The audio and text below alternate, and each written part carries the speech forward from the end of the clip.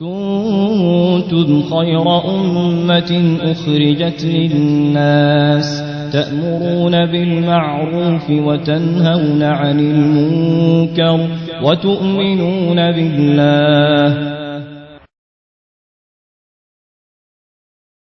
Okay, and the next email is quite an interesting one from Zafir Khan from Kuwait.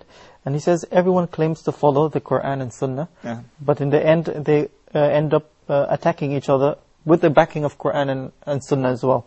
And he said, how do we as common people differentiate and not fall to prey to these differences? First of all, I have to ask the questioner, what do you mean by everybody is claiming to follow the Quran and the Sunnah? And what do you mean by they keep attacking each other? Are you referring to the scholars?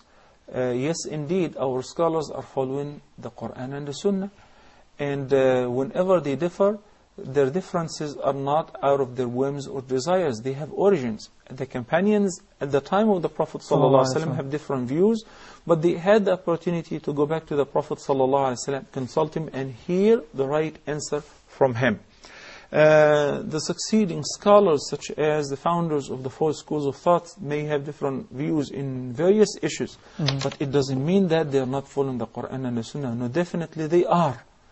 They concluded and deduced their ahkam always from the Quran and the Sunnah. We have no doubt whatsoever in this regard. If one of them relied on a hadith, later on the hadith was proved not to be highly sound or classed as weak, so the other's view is sound, it would be taken. And in this condition, the scholar was not blameworthy.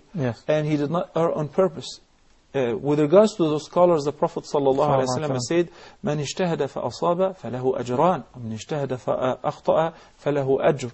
One who makes ijtihad, and ijtihad is a very high level in the ranking of knowledge. Not any of us can make ijtihad.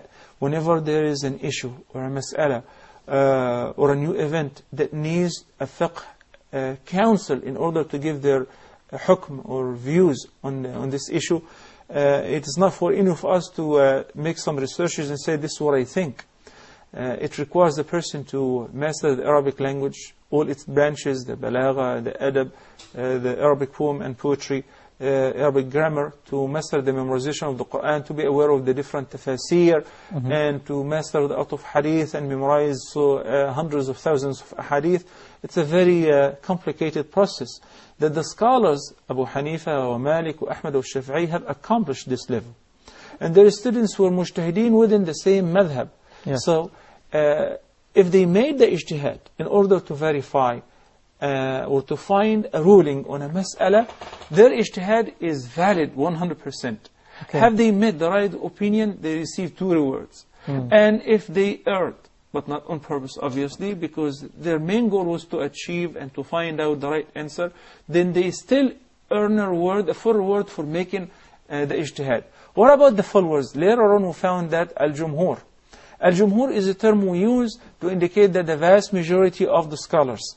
So it is not always the same set of scholars. It varies. In one mas'ala, concerning paying zakah on the jewelry, we found al-jumhur are of the view that it is not due on the woman's jewelry to pay zakah. While we find Imam Abu Hanifa standing by himself and saying, no, it is due. And a woman must pay zakah, or her husband or whoever is in charge for her to pay zakah on the gold or silver that she's wearing. But I found the opinion of Imam Abu Hanifa is more right and it is much stronger in this regard. Who is al-jumhur in this case? Malik or Ahmad or Shafi'i. In another opinion you might find al-Shafi'i by himself and others. So the others will be al-jumhur. I say for instance al-Imam al-Shafi'i dislikes the usage of the miswak after noon or after asr if the person is fasting. Obviously he is relying on a personal understanding of a hadith, but the sound hadith prove the opposite. So al-jumhur in this condition are of the view that it's okay to use the miswak at any time, even if you're fasting, no problem, and that is more right. As a follower, as a seeker of knowledge, what am I supposed to do?